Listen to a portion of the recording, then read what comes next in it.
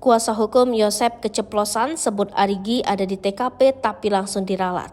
Salah satu tersangka kasus Subang, Arigi, tegas mengatakan tak ada di TKP kasus Subang di Jalan Cagak, Kabupaten Subang.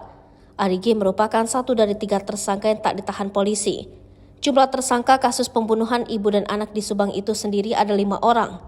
Arigi sedang menjadi sorotan setelah beredar foto mobil dengan stiker tempat kerjanya di depan rumahnya setelah dia mengaku tak bisa menyetir mobil.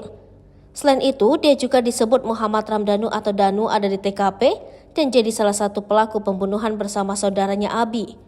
Menurut Danu, 2 anak mimin tersebut datang ke TKP kasus sekitar tengah malam.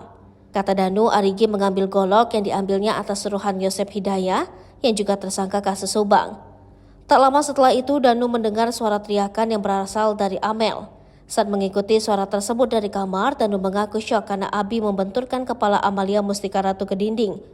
Tak sampai di sana, Danu juga melihat Arigi dan Abi membawa jasad Tuti dari kamar ke ruang TV lalu ke kamar mandi, kemudian dimasukkan ke dalam bagasi mobil Alphard. Tak hanya melihat Abi dan Arigi, menurut Taufan, Danu juga melihat Mimin, istri muda Yosep, juga datang ke rumah Tuti Suhartini. Rohman Hidayat, kuasa hukum Yosep, akhirnya membawa 2 saksi ke Polda Jabar untuk dimintai keterangannya oleh penyidik. Kedua saksi itu yakni Ramdhani dan Fadil. Keduanya merupakan teman dari Arigi, salah satu tersangka dalam kasus ini.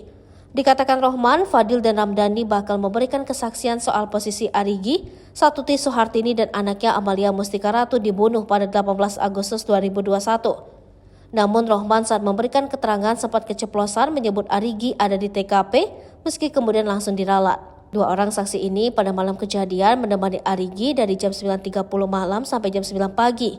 Mereka menyaksikan pada malam hari itu Arigi main game sampai setengah 3, ujar Rohman. Jadi mengetahui sekali keberadaan Pak Arigi di TKB, di konter handphone. Keterangan kedua saksi ini, kata dia, bertolak belakang dengan keterangan tersangka Ramdhanu alias Danu yang mengaku melihat Arigi di lokasi kejadian pada malam tersebut.